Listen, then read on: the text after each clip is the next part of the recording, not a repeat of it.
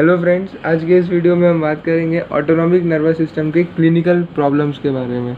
तो अगर आपने मेरा ये चैनल अब तक सब्सक्राइब नहीं किया तो पहले इसको सब्सक्राइब करें और इस वीडियो पर लाइक, शेयर और कमेंट करना ना भूलें। तो यहाँ पर हम पहला सम अगर देखें तो इसमें क्या लिखा है, जो ड्रग एक्स है इसके हम एक एनिमल लेंगे, उस पर ड्रग एक्स डालेंगे तो उसके इफेक्ट्स देखेंगे हम। ठीक है, मतलब उसमें हार्ट रेट में क्या इफेक्ट आ रहा है। फॉर एग्जाम्पल से ये नो प्री ट्रीटमेंट यानी कि कंट्रोल ऑर्गेनिज्म है। कंट्रोल यानी कि बिना ड्रग के, बिना कोई प्री ट्रीटमेंट के अगर ऑर्गेनिज्म को अगर हम ड्रग एक्स दे रहे हैं, ठीक है, तो उसका हार्ट रेट जो है वो कम हो रहा है। ठीक है, हमें इस क्वेश्चन के थ्रू ड्रग एक्स को जो है वो पहचानना है। ठीक है, वो इफेक्ट जो प्रोड्यूस कर रही है बाकी ड्रग्स देने के बाद और बिना किसी ड्रग देने के, ये दोनों मिला के। ठीक है, तो बिना किसी ड्रग दिए अगर हमने ड्रग एक्स दिया तो क्या कर रही है, हार्ट रेट को कम कर रही है। अब हार्ट रेट कम कैसे कर सकते हैं, या तो डायरेक्टली वो ब्रेडिकार्डिया कॉज करेगी हार्ट पे, ठीक है, या तो वो रिफ्लेक्स एक्शन के थ्रू काम करेगी, यानी कि वो ब्लड प्रेशर बढ़ाएगी और ब्लड प्रेशर बढ़ा के फिर हार्ट रेट जो है वो कम करेगी। ठीक है, अब इसमें हमने क्या किया, हेक्सामेथोनियम दिया। हेक्सामेथोनियम क्या है, ये गैंग्लियन ब्लॉकर है। हेक्सामेथोनियम और मैक्यूमेलामीन ये दोनों क्या है, दोनों गैंग्लियन ब्लॉकर है। अब गैंग्लियन ब्लॉकर देने के बाद हार्ट रेट क्या हो रहा है, बढ़ रहा है। ठीक है, गैंग्लियन ब्लॉकर देने के बाद हार्ट रेट बढ़ रहा है, इसका मतलब जो रिफ्लेक्स के थ्रू इफेक्ट हो रहा था वो नहीं हो पाया था। सिमिलरली एट्रोपिन के थ्रू, एट्रोपिन भी क्या है, एंटी मस्करेनिक एजेंट है, मतलब वेगस नर्व के थ्रू जो इफेक्ट आ रहा था यानी कि रिफ्लेक्स के थ्रू इफेक्ट आ रहा था वो ये दोनों के थ्रू कैंसिल हो जाएगा। तब जाके क्या हो रहा है, हार्ट रेट बढ़ रहा है। तो हार्ट रेट तब भी बढ़ रहा है, इसका मतलब जो ड्रग है उसकी बीटा 1 एक्टिविटी होगी। जब बीटा 1 एक्टिविटी होगी तभी तो हार्ट रेट वो बढ़ा पाएगी बिना रिफ्लेक्स, क्योंकि रिफ्लेक्स कैंसिल करने के बाद भी हार्ट रेट बढ़ रहा है। फेनॉक्सीबेंजामिन, फेनॉक्सीबेंजामिन ये क्या है, ये अल्फा ब्लॉकर है। ठीक है, अल्फा ब्लॉकर देने के बाद भी हार्ट रेट बढ़ रहा है, इसका मतलब क्या, वो ड्रग की अल्फा एक्टिविटी भी थी, तभी तो वो क्या कर रही थी, अल्फा एक्टिविटी के कारण अपना ब्लड प्रेशर बढ़ा रही थी और ब्लड प्रेशर के कारण रिफ्लेक्स एक्टिविटी के थ्रू ब्रेडिकार्डिया हो रहा था। ठीक है, फिर हमने हेक्सामेथोनियम और एट्रोपिन देके रिफ्लेक्स एक्टिविटी कम कर दी तो उसकी सिर्फ बीटा 1 एक्टिविटी बच गई, जिसकी वजह से उसका हार्ट रेट और जो हार्ट रेट अब बढ़ने लगा। ठीक है, जो अल्फा ब्लॉकर था, अल्फा ब्लॉकर देने के बाद क्या हुआ, उसका हार्ट रेट बढ़ रहा है। क्यों, क्योंकि उसके पास बीटा 1 एक्टिविटी, तो ये ऐसी ड्रग है जिसके पास अल्फा 1 एक्टिविटी भी है और बीटा 1 एक्टिविटी भी है। तो ऑप्शन अगर देखें, एसिटाइल कोलिन, एसिटाइल कोलिन तो क्या कराएगा, ब्रेडिकार्डिया, तो ये तो कभी हो ही नहीं सकता। ठीक है, एसिटाइल कोलिन बिना किसी रिफ्लेक्स के ब्रेडिकार्डिया कराएगा, जो कि यहाँ पर टैकीकार्डिया हो रहा है, तो ये हो नहीं सकता। एल्ब्यूटेरॉल, एल्ब्यूटेरॉल क्या है, बीटा 2 एगोनिस्ट है। ठीक है, तो उसके बीटा 1 एक्टिविटी बिल्कुल भी नहीं है। एड्रोफोनियम ये क्या है, एसिटाइल कोलिन एस्टरेज इनिबिटर है, तो ये क्या कराएगा, एसिटाइल कोलिन जो है इसको बढ़ाएगा। तो ये बेसिकली पहले ऑप्शन की तरह हो गया। आइसोप्रोटेरेनॉल ये क्या है, इसके पास बीटा 1 बीटा 2 एक्टिविटी होती है। हमको क्या चाहिए, अल्फा 1 बीटा 1 एक्टिविटी, जो किसके पास है, नॉरएपिनेफ्रिन के पास। नॉरएपिनेफ्रिन के पास अल्फा 1 बीटा 1 एक्टिविटी होती है, यानी कि ये क्या कराएगा, वेजो कंस्ट्रिक्शन कराएगा, ब्लड प्रेशर बढ़ाएगा, रिफ्लेक्स ब्रेडिकार्डिया कॉज कराएगा। ठीक है, और अगर हम रिफ्लेक्स को ब्लॉक कर दे थ्रू गैंग्लियन ब्लॉकर या एट्रोपिन देके, तो उसके पास इंट्रिंसिक बीटा 1 एक्टिविटी है जिसके थ्रू वो हार्ट रेट को बढ़ाएगा। तो अल्फा 1 बीटा 1 एक्टिविटी इसके पास है नॉरएपिनेफ्रिन। सिमिलरली सेकेंड क्वेश्चन है, इसमें ड्रग वाई पहचानिए। इसमें बिना किसी ड्रग के पहले ट्रीटमेंट के अगर हमने वाई ड्रग दिया तो वो हार्ट रेट को बढ़ा रही थी। ठीक है, तो सिमिलरली दो कारण हो सकते हैं, एक तो बीटा 1 एक्टिविटी हो सकती है और दूसरा क्या हो सकता है, दूसरा हो सकता है कि उसके पास बीटा 2 एक्टिविटी हो, वो वेजो डायलेट करेगी। ठीक है, और वो क्या करेगी, रिफ्लेक्स के थ्रू जो हार्ट रेट बढ़ा रही होगी। हेक्सामेथोनियम, हेक्सामेथोनियम क्या है, गैंग्लियन ब्लॉकर है। ठीक है, गैंग्लियन ब्लॉकर देने के बाद भी उसका हार्ट रेट बढ़ रहा है, इसका मतलब ये रिफ्लेक्स के थ्रू जो है वो हार्ट रेट नहीं बढ़ा रही थी। एट्रोपिन देने के बाद भी हार्ट रेट बढ़ रहा है, इसका मतलब वो रिफ्लेक्स के थ्रू हार्ट रेट नहीं बढ़ा रही थी, बीपी कम करके हार्ट रेट नहीं बढ़ा रही थी, नॉर्मल इसके कैसे बढ़ा रही थी, बीटा 1 एक्टिविटी के साथ। जैसे कि यहाँ पे देखो, फेनॉक्सीबेंजामिन देने के बाद भी कोई चेंज नहीं है, इसका मतलब ये ड्रग के पास इंट्रिंसिक बीटा 1 एक्टिविटी है। ठीक है, तो यहाँ पर हम देखें जितने भी ऑप्शन है, एसिटाइल कोलिन फिर से नहीं हो सकता क्योंकि वो ब्रेडिकार्डिया कॉज करता है बिना किसी प्री ट्रीटमेंट के। ठीक है, और प्राजोसिन नहीं हो सकता क्योंकि वो अल्फा ब्लॉकर है। अल्फा ब्लॉकर अगर है, कोई भी चीज़ अगर अल्फा ब्लॉकर है तो वो क्या करती है, हार्ट रेट को, अल्फा ब्लॉकर क्या करती है, हार्ट रेट को बढ़ाती, पर रिफ्लेक्स कैन अगर हम बंद करते, गैंग्लियन ब्लॉकर देखे तो ये इफेक्ट नहीं हो पाता, तो ये प्राजोसिन नहीं हो सकता है answer. Epinephrine alpha 1 beta 1 beta 2 agonist है, नॉरएपिनेफ्रिन अल्फा 1 बीटा 1 एगोनिस्ट है। एक ही ऑप्शन बचा आइसोप्रोटेरेनॉल बीटा 1 बीटा 2 एगोनिस्ट है। ये ऐसी ड्रग है इसके पास इंट्रिंसिक बीटा एक्टिविटी है, ठीक है, जो बिना किसी प्री ट्रीटमेंट के भी हार्ट रेट बढ़ा रही थी, गैंग्लियन ब्लॉकर के बाद भी हार्ट रेट बढ़ा रही है, अल्फा ब्लॉकर देने के बाद भी हार्ट रेट को बढ़ा रही है। तो क्वेश्चन 3 इसमें ड्रग Z आइडेंटिफाई करना है, ठीक है। तो ये भी क्या है, ये हार्ट रेट है, वही क्वेश्चन है अलग ग्राफिकल फॉर्म में, ठीक है।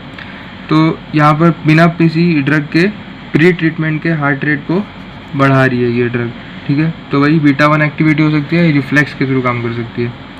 अब यहाँ पर क्या हो, यहाँ पर देखो हेक्सोमेथोनियम यानी कि गैंग्लियन ब्लॉकर और एट्रोपिन यानी कि रिफ्लेक्स बंद करने के बाद, जैसे कि एट्रोपिन दिया, ये ड्रग का कोई इफेक्ट नहीं आ रहा है। सिंपल सी बात है, कुछ नहीं सॉल्व हो जाएगा। ये जो है ड्रग पहले हार्ट रेट बढ़ा रही थी, इसको मैंने एट्रोपिन दिया, एट्रोपिन देते ही इस ड्रग का कोई इफेक्ट नहीं आ रहा है, कोई इफेक्ट नहीं आ रहा है। इसका मतलब एट्रोपिन इसकी एंटागोनिस्ट है, ठीक है। एट्रोपिन किसकी एंटागोनिस्ट होती है, एंटी मस्कैरिनिक ड्रग है ये, ठीक है, एंटी मस्कैरिनिक ड्रग है। यानी कि सिंपल सी बात है, ये जो Z ड्रग होगी वो एसिटाइल कोलिन होगी, क्योंकि एसिटाइल कोलिन क्या है, मस्कैरिनिक ड्रग है, मस्कैरिनिक एगोनिस्ट है, और एट्रोपिन क्या है, एंटी मस्कैरिनिक, मस्कैरिनिक ब्लॉकर है। तो मस्कैरिनिक ब्लॉकर दे देंगे तो यहाँ पर हार्ट रेट जो है वो एकदम नॉर्मल, उसका जो पहले बढ़ा रही थी अब वो कुछ नहीं हो पाएगा, ठीक है। तो यहाँ पर जो हार्ट रेट बढ़ भी रहा था वो किसकी वजह से बढ़ रहा होगा, फिर रिफ्लेक्स की वजह से बढ़ रहा होगा, क्योंकि यहाँ पर हेक्सामेथोनियम देने के बाद हार्ट रेट कम हो रहा है। मतलब नॉर्मली जो इस ड्रग की एबिलिटी है वो हार्ट रेट कम करने की है, जो कि एसिटाइल कोलिन करती भी है। एसिटाइल कोलिन क्या करती है, मस्कैरिनिक रिसेप्टर के थ्रू एक्ट करके ब्रेडिकार्डिया कॉज करेगी, ठीक है। तो हेक्सामेथोनियम दिया तो रिफ्लेक्स ब्लॉक हो गया, तो यहाँ पर जो एक्टिविटी आ रही थी, एक्टिविटी ये रिफ्लेक्स के थ्रू आ रही थी, मतलब बीपी कम करेगी वेज़ोडाइलेशन के थ्रू, और रिफ्लेक्स टैकीकार्डिया कॉज करेगी, इंट्रिंसिक ब्रेडिकार्डिया कॉज करेगी, और ब्लॉकर देने के बाद कुछ नहीं होगा। अब ये क्वेश्चन में क्या आपको फिगर दिया हुआ है, इसमें ट्रांसप्लांटेड हार्ट की बात की हुई है। सबसे इंपॉर्टेंट बात, ट्रांसप्लांटेड हार्ट जो होता है इसमें कोई रिफ्लेक्स एक्टिविटी नहीं होती है, क्योंकि हार्ट ट्रांसप्लांटेशन के वक्त सारी नर्व जो है वो काट देते हैं, तो इसमें वेगस नर्व की कोई एक्टिविटी नहीं होगी। आर्टेरियल कॉन्ट्रैक्शन का बेसिकली मतलब हो गया बीपी और हार्ट रेट, ठीक है। तो हमें यहाँ पर ये दोनों को कंपेयर करना है। तो यहाँ पर जो ऐसे फिगर में जहाँ पर ये एरो होता है, यहाँ पर ड्रग हम दे रहे हैं, तो इसके आगे जो है वो ड्रग का इफेक्ट होगा, हर ड्रग कंटिन्यू करेगी। ऐसा नहीं कि 2 वाले में 1 का इफेक्ट नहीं आएगा, 1 डाल दी तो पूरे इसमें 1 ये ड्रग रहेगी। तो अगर इस पॉइंट पे देखो तो यहाँ पर हार्ट रेट में कोई फ़र्क नहीं पड़ रहा है फर्स्ट ड्रग देने के बाद, लेकिन जो ब्लड प्रेशर है वो बढ़ रहा है, ठीक है। हार्ट रेट में फ़र्क नहीं पड़ रहा है, इसका मतलब अब यहाँ पर रिफ्लेक्स की तो कोई बात ही नहीं होने वाली, क्योंकि ट्रांसप्लांटेड हार्ट, तो हार्ट रेट में कोई फ़र्क नहीं पड़ रहा है। इसका मतलब बीटा 1 बीटा 2 एक्टिविटी नहीं है, पर इसका ब्लड प्रेशर बढ़ रहा है। तो ब्लड प्रेशर कैसे बढ़ेगा, अल्फा 1 के थ्रू वेजो कंस्ट्रिक्शन करा के, ठीक है। तो ऐसी कौन सी ड्रग होगी जिसके पास अल्फा 1 एक्टिविटी होगी खाली, पर बीटा एक्टिविटी नहीं होगी इसमें से, फिनाइलेफ्रिन। ये क्या है, अल्फा 1 एगोनिस्ट है, तो ये पहली ड्रग जो है वो फिनाइलेफ्रिन होगी। सेकेंड ड्रग देने के बाद भी हार्ट रेट में कोई फ़र्क नहीं पड़ रहा है, इसका मतलब कोई बीटा एक्टिविटी नहीं है, पर यहाँ पर ब्लड प्रेशर जो है वो कम होगा। ब्लड प्रेशर क्यों कम हुआ, क्योंकि वो वेजो डायलेट कर रही है, या फिर वो क्या कर सकती है, अल्फ़ा को ब्लॉक कर सकती है। तो इसमें से कौन सी ड्रग है जो अल्फ़ा ब्लॉकर हो सकती है या बीटा 2 एक्टिविटी हो सकती है, ठीक है। तो यहाँ पर फिनॉक्सीबेंजामिन सीधी सी बात है, क्योंकि वो फर्स्ट वाले इफेक्ट को कैंसिल कर रही है, इसको नॉर्मल पे ला रही है, यानी कि फिनॉक्सीबेंजामिन ये क्या है, अल्फ़ा ब्लॉकर है, ठीक है। तो ड्रग 1 जो है वो फिनाइलेफ्रिन है, alpha 1 agonist, drug 2 phenoxybenzamine alpha blocker. अब ड्रग 3 दिया तो यहाँ पर क्या हुआ, ड्रग 3 देने के कारण जो बीपी है वो कम हो गया, ब्लड प्रेशर कम हो गया, और यहाँ पर हार्ट रेट जो है बढ़ गया। अब हार्ट रेट बढ़ा, इसका मतलब इस ड्रग के पास क्या है, बीटा 1 एक्टिविटी, तभी तो उसका हार्ट रेट बढ़ा। ब्लड प्रेशर इसका कम हुआ, इसका मतलब है वेजो डायलेशन करा रही है। ऐसा कौन सा रिसेप्टर है जो वेजो डायलेशन के थ्रू ब्लड प्रेशर कम कराएगा, क्योंकि यहाँ पर कोई रिफ्लेक्स काम नहीं कर रहा है, वो है बीटा 2, ठीक है।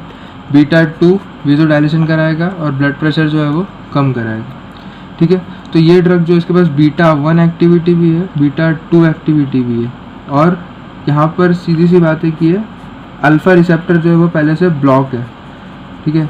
अल्फ़ा रिसेप्टर जो है वो पहले से ब्लॉक है, क्योंकि हमने अल्फ़ा ब्लॉकर जो है यहीं पर दे दी थी, ठीक है। तो ये ड्रग यहाँ पर इसमें से कौन सी ड्रग ऐसी हो सकती है, इसके पास बीटा 1 और बीटा 2 एक्टिविटी भी है, ठीक है, दैट इज़ एपिनेफ्रिन।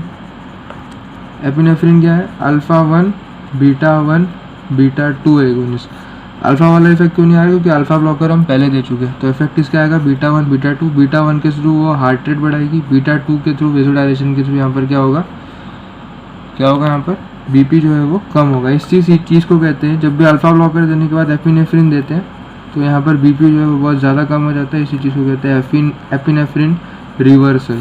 ठीक है, एपिनेफ्रिन रिवर्सल, इसको ऑर्थोस्टेटिक हाइपोटेंशन। ठीक है, बहुत बीपी जो है वो कम हो जाता है। एपिनेफ्रिन देंगे कब, अल्फ़ा ब्लॉकर देने के तुरंत बाद एपिनेफ्रिन देंगे, बीपी बहुत कम हो जाएगा, इसको एपिनेफ्रिन रिवर्सल कहते हैं। वो यहाँ पर हो रहा है बीपी कम और टैकीकार्डिया। अब ड्रग 4 देंगे, तो ड्रग 4 दे रहे तो क्या हो रहा है, बेसिकली यहाँ पे जो हुआ था ये इफेक्ट, जो ड्रग 3 जो इफेक्ट कॉज की थी उसका उल्टा हो रहा है, बीपी बढ़ रहा है और हार्ट रेट जो है वो कम हो रहा है। इसका मतलब सीधी सी बात है, ये ड्रग क्या होगी, बीटा ब्लॉकर होगी। इसमें से कौन सी बीटा ब्लॉकर है, पिंडोलॉल। पिंडोलॉल क्या है, बीटा ब्लॉकर। ठीक है, और एपिनेफ्रिन जैसे बताया मैंने, अल्फ़ा 1 बीटा 1 बीटा 2। बीटा 2 का इफेक्ट जो है 1 मास्क हो गया था, इसलिए एपिनेफ्रिन रिवर्सल हुआ था। अब ड्रग 5 को देखें तो ड्रग 5 क्या कर रही है, हार्ट रेट को कम कर रही है। ठीक है, पर इसका यहाँ पर कोई इफेक्ट नहीं आ रहा, आर्टेरियल कॉन्ट्रैक्शन पे कोई इफेक्ट नहीं आ रहा है, और यहाँ पर जो है हार्ट रेट कम कर रही है। तो इसमें से ऐसी कौन सी ड्रग है जो हार्ट रेट कम कर सकती है। ठीक है, तो बिथेनोकॉल। बिथेनोकॉल क्या, मस्कैरिनिक एगोनिस्ट है। बिथेनोकॉल इज मस्कैरिनिक एगोनिस्ट, तो वो क्या करेगी, ब्रैडीकार्डिया कॉज कराएगी। अब रिफ्लेक्स तो हो नहीं रहा है कि यहाँ पर ब्लड प्रेशर में कोई चेंज आए, तो यहाँ पर मस्कैरिनिक रिसेप्टर के थ्रू बिथेनोकॉल ब्रैडीकार्डिया कॉज कराएगी। और ये जो ड्रग है, ठीक है, ये जो ड्रग है वो क्या कर रही है, इसका इफेक्ट जो है वो उल्टा कर रही है। ठीक है, ब्रैडीकार्डिया जो है उसको टैकीकार्डिया में मतलब नॉर्मल लेके आ गई बेस लाइन पे, तो इसका मतलब ये क्या होगी, muscarinic antagonist, that is atropine. Atropine क्या है, बेथेनोकॉल का उल्टा काम करेगी। ये मस्कैरिनिक एगोनिस्ट है, मस्कैरिनिक एंटागोनिस्ट है, तो ये जो है ड्रग 6 हो जाएगी। तो नेक्स्ट क्वेश्चन देखते हैं, ये अलग प्रकार का है। जैसे कि ये पहला जो उसमें ग्राफ दिखा रहा है वो कार्डियक आउटपुट का है, सेकंड ग्राफ जो दिखा रहा है वो टोटल पेरिफेरल रेजिस्टेंस का है, थर्ड जो है दैट इज ब्लड प्रेशर, और फोर्थ जो है वो रेस्पिरेटरी रेजिस्टेंस का है, मतलब ब्रोंको कंस्ट्रिक्शन और जो ब्रोंको डायलेशन है वो हम देखेंगे इसमें। ठीक है, ड्रग का इफेक्ट जो होता है वो उसकी एरो पे होता है, सबसे इंपॉर्टेंट बात। ठीक है, ड्रग का इफेक्ट जो है उसकी एरो पे है। तो यहाँ पर एक्स जो है ड्रग हमने यहाँ पर दी। ठीक है, एक्स ड्रग जो है वो यहाँ पर दी, तो इसमें कार्डियक आउटपुट में यहाँ पर कोई चेंज नहीं आ रहा है। ठीक है, कार्डियक आउटपुट में कोई चेंज नहीं आ रहा है। तो इस फिगर में हमें 2 ड्रग आइडेंटिफाई करनी है, ड्रग एक्स और ड्रग वाई। यहाँ पर आपको 4 ग्राफ दिए हुए हैं। पहला ग्राफ कार्डियक आउटपुट बता रहा है, ठीक है, दूसरा ग्राफ टोटल पेरिफेरल रेजिस्टेंस बता रहा है, तीसरा ग्राफ ब्लड प्रेशर बता रहा है, चौथा जो है वो रेस्पिरेटरी रेजिस्टेंस यानी कि ब्रोंको कंस्ट्रिक्शन या ब्रोंको डायलेशन जो हो रहा है वो बता रहा है। तो जो ड्रग का इफेक्ट होता है वो हमेशा उसके एरो के पॉइंट पे होता है। ठीक है, ये बात याद रखिए, ड्रग का इफेक्ट एरो के पॉइंट पर, जैसे ये एरो यहाँ पे है, इसका मतलब एक्स जो ड्रग है इसका इफेक्ट यहाँ से शुरू हुआ, तो इस पॉइंट पे क्या हुआ, कार्डियक आउटपुट में कोई फ़र्क नहीं पड़ा। ठीक है, कार्डियक आउटपुट में कोई फ़र्क नहीं पड़ा, पर टोटल पेरिफेरल रेजिस्टेंस जो है वो कम हो गया, ब्लड प्रेशर जो है ये कम हो गया, और रेस्पिरेटरी रेजिस्टेंस जो है ये भी कम हो गया। तो ये कैसे हो सकता है, कार्डियक आउटपुट में कोई फ़र्क नहीं पड़ा, इसका मतलब उसके पास बीटा 1 एक्टिविटी कोई नहीं है इस ड्रग के पास। ठीक है, तभी उसका हार्ट रेट नहीं बढ़ा और कार्डियक आउटपुट में फ़र्क नहीं पड़ा। पर यहाँ पर जो ब्लड प्रेशर कम हो रहा है, तुरंत इस ड्रग डालने के बाद ब्लड प्रेशर कम हो रहा है, इसका मतलब वेजोडाइलेशन, क्योंकि टीपीआर वेजोडाइलेशन करा रहा है, इसका मतलब ये बीटा 2 रिसेप्टर के थ्रू हो रहा है। और सिमिलरली यहाँ पर ये रेस्पिरेटरी रेजिस्टेंस भी कम हो गया, यानी कि ब्रोंको डायलेशन हो गया, यानी कि ये ड्रग बीटा 2 इफेक्ट है, बीटा 2 एगोनिस्ट है। तो इस ऑप्शन में से अगर देखें एक्स ड्रग में जाइसोप्रोटेरेनॉल है, इसके पास क्या है, बीटा 1 बीटा 2 दोनों है। पर अगर बीटा 1 होता तो कार्डियक आउटपुट जो है वो बढ़ जाता, जो कि नहीं बढ़ा, तो ये ऑप्शन नहीं हो सकता। एपिनेफ्रिन के पास अल्फ़ा 1 बीटा 1 बीटा 2, फिर से वही बीटा 1 है, जो कि नहीं हो सकता, सिर्फ हमें बीटा 2 चाहिए। नॉरएपिनेफ्रिन फिर से बीटा 1 बीटा 2, नहीं हो सकता। टर्ब्यूटैलिन जो है वो बीटा 2 एगोनिस्ट है। ठीक है, तो टर्ब्यूटैलिन इज बीटा 2 एगोनिस्ट, तो हमारा आंसर तो डी होने वाला है, पर हम फिर भी चेक करेंगे। यहाँ पर ये जो राइज दिख रहा है टैकीकार्डिया का, ये क्यों दिख रहा है, ठीक है, क्योंकि यहाँ पर ड्रग के डालते ही नहीं दिखा, पर कुछ देर बाद जो है वो कार्डियक आउटपुट बढ़ा, क्योंकि हार्ट रेट जो है ये बढ़ा। क्यों, क्योंकि यहाँ पर रिफ्लेक्स टैकीकार्डिया है ये, क्योंकि यहाँ ब्लड प्रेशर जब भी कम होगा तो बैरो रिसेप्टर वाला सिस्टम एक्टिवेट होगा, जिसके कारण टैकीकार्डिया होगी। तो ये टैकीकार्डिया जो ये रिफ्लेक्स टैकीकार्डिया है, जो ब्लड प्रेशर कम होने के कारण हो रही है। तो यहाँ पर जैसे हमने ड्रग डाली, ड्रग एक्स और वाई, तो एक्स और वाई साथ में डाली, तो वाई बेसिकली कर क्या रही है, वाई ड्रग एक्स के जो इफेक्ट थे वो कैंसिल कर रही है, क्योंकि एक्स यहाँ पर क्या कर रही थी, टोटल पेरिफेरल रेजिस्टेंस कम कर रही थी, वेज़ोडाइलेशन कर रही थी, पर अब वो नहीं कर पा रही है। वो बीपी कम कर रही थी, पर अब वो बीपी भी कम नहीं कर पा रही है। ठीक है, इसका मतलब बीटा 2 को जो है वो ब्लॉक कर रही है, मतलब बीटा 2 वाली एक्टिविटी तो इसमें नहीं हो पा रही है। मतलब पहले जो बीटा 2 की एक्टिविटी कर रही थी, बीपी कम टीपीआर कम, अब वो काम नहीं हो पा रहा है। ठीक है, लेकिन रेस्पिरेटरी रेजिस्टेंस तो अभी भी कम हो रहा है, ये वाली एक्टिविटी जो है वो ब्लॉक नहीं कर रही है। इसका मतलब क्या, इसका मतलब ड्रग जो है वो जो ब्रोंको कंस्ट्रिक्शन है वो नहीं करवाएगी। तो फिनाइलेफ्रिन यहाँ पर देख के समझ में आ रहा है क्यों, क्योंकि फिनाइलेफ्रिन जो है वो अल्फा एगोनिस्ट है। अगर फिनाइलेफ्रिन अल्फा एगोनिस्ट है तो वो टीपीआर बढ़ाएगी और बीपी बढ़ाएगी, और ये टीपीआर कम करेगी, बीपी कम करेगी, तो दोनों अपने एक दूसरे के इफेक्ट को कैंसिल कर देंगे। पर फिनाइलेफ्रिन का बीटा 2 रिसेप्टर पे कोई इफेक्ट नहीं होता, लेकिन टर्बिटालिन का होता है, इसलिए रेस्पिरेटरी रेजिस्टेंस क्या हो गया, कम हो गया। ठीक है, तो अब आते हैं जो एएनएस का इफेक्ट है आई के ऊपर, उससे रिलेटेड एक क्वेश्चन है। ये यहाँ पर ये जो है ये प्यूपिल की साइजेस है। ठीक है, ये प्यूपिल की साइजेस है। ठीक है, तो ये बिना किसी ड्रग के अगर हम दोनों प्यूपिल की साइज़ देखें तो यहाँ पर साफ दिख रहा है एबनॉर्मल है। राइट आई में प्यूपिल की साइज़ बड़ी है और लेफ्ट आई में प्यूपिल की साइज़ कम है। इसी एबनॉर्मल प्यूपिल साइज़ के फिनोमेना को कहते हैं एनाइसोरिया। ठीक है, इसके बहुत सारे कारण हो सकते हैं, ड्रग्स के थ्रू या फिर कोई डिजीज़ के थ्रू भी हो सकता है। ठीक है, तो अब एम्फेटामिन दिया। एम्फेटामिन देने के बाद क्या है, एम्फेटामिन क्या है, पहली बात तो एम्फेटामिन जो है वो नॉरएपिनेफ्रिन का रिलीज बढ़ाता है नर्व टर्मिनल से। और नॉरएपिनेफ्रिन किस पे काम करेगा, अल्फा 1 रिसेप्टर पे काम करेगा। अल्फा 1 रिसेप्टर कहाँ पे होते हैं, रेडियल मसल पे होते हैं। ठीक है, और रेडियल मसल जब कॉन्ट्रैक्ट करेगी तो प्यूपिल की साइज बढ़ेगी, माइड्रियासिस होगा। ठीक है, अल्फा 1 रिसेप्टर पे जब नॉरएपिनेफ्रिन एक्ट करेगा तो प्यूपिल की साइज बढ़ेगी, तो माइड्रियासिस होगा। तो एम्फेटामिन बेसिकली नॉरएपिनेफ्रिन बढ़ाएगा, जिसके कारण माइड्रियासिस होना चाहिए। तो राइट आई में तो माइड्रियासिस हुई, पर लेफ्ट आई में नहीं हुई। ठीक है, लेफ्ट आई में माइड्रियासिस नहीं हो रही है। तो इसका मतलब यहाँ पे दिक्कत कहाँ पर आ रही है, रिलीज ऑफ नॉरएपिनेफ्रिन में कोई दिक्कत है। सिमिलरली फिनाइलेफ्रिन, तो फिनाइलेफ्रिन क्या है, अल्फा 1 रिसेप्टर पे काम करेगी। ठीक है, तो अल्फा 1 पे काम करेगी तो ये भी क्या कराएगी, रेडियल मसल को कॉन्ट्रैक्ट कराएगी और माइड्रियासिस कराएगी। तो राइट आई में तो फिर भी प्यूपिल की साइज बढ़ी और लेफ्ट में भी बड़ी प्यूपिल की साइज। इसका मतलब अल्फा 1 रिसेप्टर में कोई खराबी नहीं है, खराबी किसमें है, नॉरएपिनेफ्रिन के रिलीज में। ठीक है, तो इतना समझ में आ गया। तो ऑप्शन देखते हैं, क्या वो पेशेंट पहले से एट्रोपिन ले रहा था। अगर वो पेशेंट पहले से एट्रोपिन लेगा तो एट्रोपिन क्या है, एंटी मस्कैरेनिक एजेंट है। ठीक है, एंटी मस्कैरेनिक एजेंट है, तो वो क्या कराती, साइज यहाँ पर ज़्यादा होनी चाहिए थी प्यूपिल की, वो माइड्रियासिस कराती है एट्रोपिन। ठीक है, इसका मतलब पहला ऑप्शन तो नहीं हो सकता क्योंकि वो माइड्रियासिस कराती। दूसरा ऑप्शन है फाइसोस्टिग्मिन। फाइसोस्टिग्मिन अगर हम देते तो हम एसिटाइलकोलिन बना रहे थे, यानी कि ये वाला पॉइंट तो एक्सप्लेन हो रहा है कि हाँ उसकी साइज़ छोटी होनी चाहिए थी, क्योंकि फाइसोस्टिग्मिन ले रहा था जो कि क्या है, एसिटाइलकोलिन एस्टेरेस इनहिबिटर। ठीक है, तो उसके कारण क्या होता, एसिटाइलकोलिन बढ़ता, तो यहाँ पर मायोसिस होती, तो ये साइज़ जो है वो हमें छोटी दिखती। पर ये इफेक्ट कैसे एक्सप्लेन करेंगे कि वो नॉरएपिनेफ्रिन का रिलीज कैसे कम कराएगा, किसी कारण कोई भी ऐसा मैकेनिज्म नहीं है जिसके थ्रू फाइसोस्टिग्मिन नॉरएपिनेफ्रिन जो है उसका जो रिलीज है वो कम कराए। ठीक है, प्रोपेनालॉल। प्रोपेनालॉल तो भाई बीटा ब्लॉकर है, बीटा ब्लॉकर इस पूरे क्वेश्चन में कहीं आ ही नहीं सकता। क्यों नहीं आ सकता, क्योंकि यहाँ पर हम अल्फा 1 रिसेप्टर की बात करें तो उसमें बीटा ब्लॉकर के कोई काम ही नहीं है। ठीक है, नेक्स्ट है प्राजोसिन। प्राजोसिन अल्फा ब्लॉकर है। ठीक है, प्राजोसिन जो है वो अल्फा ब्लॉकर है। तो ये वाला इफेक्ट तो समझ में आ रहा है, क्योंकि अल्फा ब्लॉकर जब भी देंगे तो क्या होगा, जो मायोसिस हो गया, यानी कि साइज जो है प्यूपिल की वो छोटी हो जाएगी। पर ये इफेक्ट फिर भी नहीं है, अभी समझ में आया कि नॉरएपिनेफ्रिन का कैसे रिलीज कराएगा, समझ में आई बात।